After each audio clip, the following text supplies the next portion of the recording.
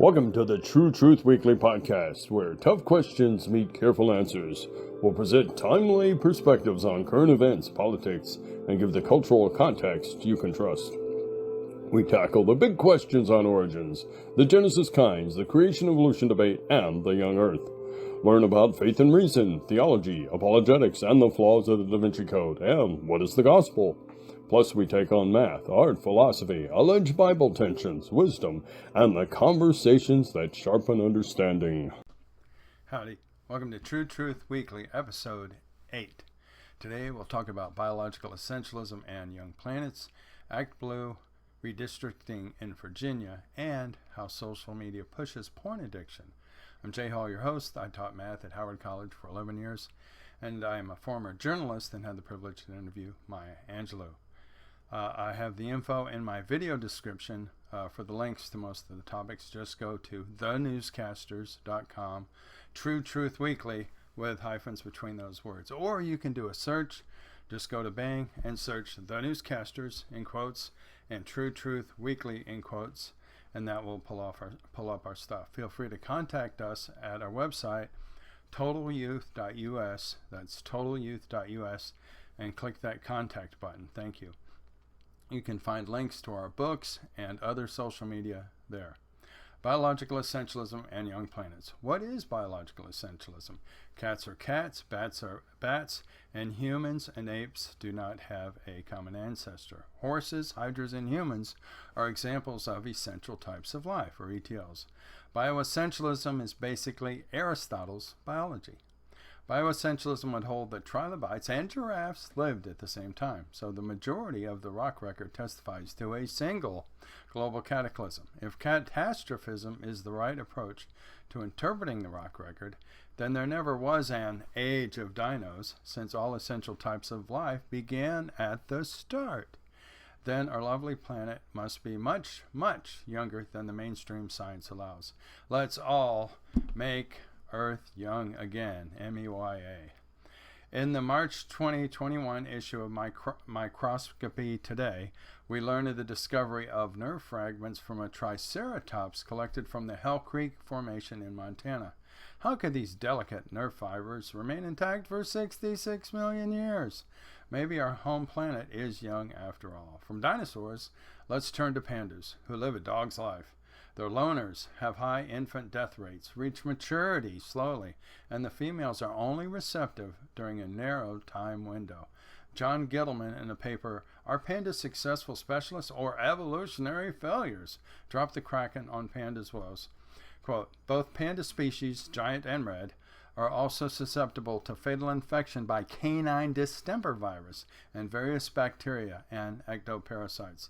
These problems may be due to low levels of dietary protein and other nutrients, potentially limiting function of the immune system, or to small founder populations resulting in deleterious inbreeding effects. Then he goes on to say, the red and giant pandas are therefore being hit from two sides. On the one hand, life history traits of small and slow-growing neonates are producing vulnerable young. On the other hand, the two panda species face unusually strong sources of mortality, both intrinsic and extrinsic, unquote. So from the younger standpoint, this is no conundrum. For more information, see Chapter 12 of my book, Implications of Biological Essentialism, in my book on Biological Essentialism. Just go to Chapter 12. If the Earth is young, what about the other planets? Neptune has a considerable internal heat, radiating more than twice the energy it receives from the sun. If the solar system is young, this is no problem. The magnetic field of Neptune is about as strong as that of Uranus. Magnetic fields decay with time, so Neptune says, I'm young. Neptune's magnetic field is not aligned with the rotation axis and does not pass through the center, an enigma for mainstream science. See Chapter 13 of my book, Is a Young Earth Possible? For Arguments for Young Planets. That chapter is called Straight Out of the Solar System. You can just go to Amazon and search Is a Young Earth Possible? And for the book Biological Essentialism, just go to Barnes & Noble and search Biological Essentialism. Now to the news. Act Blue acts bad. The activist group Act Blue has been pleading the Fifth Amendment a lot lately. The House's Administration, Judiciary, and Oversight and Government Compliance Committees put out a report, quote, Fraud on Act Blue, Part 2, illicit foreign donations and a cover-up spur mass resignations and firings on Act Blue's legal and compliance team, unquote. In addition, Texas Attorney General Ken Paxton filed a lawsuit against Act Blue for, quote, misleading consumers about its unlawful donation processes that allow fraudulent and foreign donations to undermine the integrity of our nation's elections, unquote. Now to the Virginia redistricting fiasco. I'm from Oklahoma, but I actually grew up in Northern Virginia. A Virginia court has declared that states' redistricting vote unconstitutional recently. Certain requirements for referendums were not followed. Several cases are challenging various aspects of the referendum.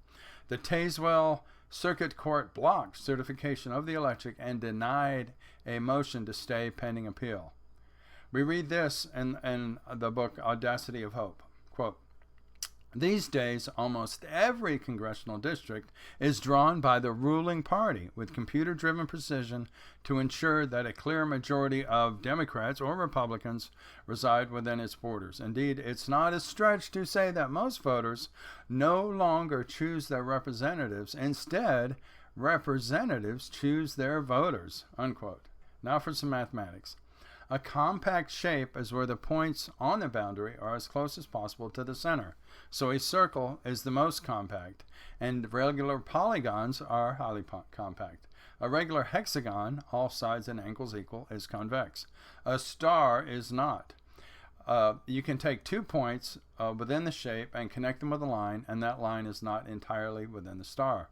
Hodge, Marshall, and Patterson, in their paper in the College Mathematics Journal from 2010, state, quote, convexity-based measures of shape compactness provide an effective way to identify irregularities in congressional district boundaries. A low convexity coefficient may suggest that a district has been gerrymandered, unquote. Consider Illinois' 4th congressional district. It has a wild shape. There is a thin bridge connecting the Melrose region to the Cicero region because of the requirement that districts be contiguous. For example, there are 48 contiguous states. The convexity coefficient indicates the likelihood that a district contains the line segment joining any pair of randomly selected points. The convexity coefficient for the 4th district of Illinois is 0.237, which is not good. Take a look at the Oklahoma congressional districts. Nothing too crazy as for their shapes. I would put the whole of Oklahoma County into District 5, but other than that, I would give Oklahoma a good mark for its divisions. By the way, Nobel Prize-winning economist Kenneth Arrow, who died in 2017, demonstrated that there is no perfect voting system. Now to social media and the porn pandemic. Social media's addictive features have recently been on trial in California and Florida. Will the tech giants change their ways and repent? Will you now sue the owners of TikTok, YouTube, and other major moguls? Are you suffering from anxiety, depression, dysmorphia fears, and addictions? Are you caught in a vicious cycle of doom and self-harm? Certain internal documents show that companies design platforms to be addictive. According to the Lawsuit Information Center, quote, the presence of predators on social media and the sharing of explicit content can lead to cases of child sexual abuse. Will there now be a flood of attorneys suing social media for porn addiction? Be sure to check out our interview with Dr. Dan Biddle on Genesis Apologetics in episode 5. Feel free to connect with me on LinkedIn. It's simple, JHALMS. That's just my degree in math. I'm in Oklahoma City. If you can suggest anyone for a possible interview, just give me a holler. We'd love to hear your feedback. Pro or con, just go to totalyouth.us and hit that contact button. Thanks for listening, and join us next time.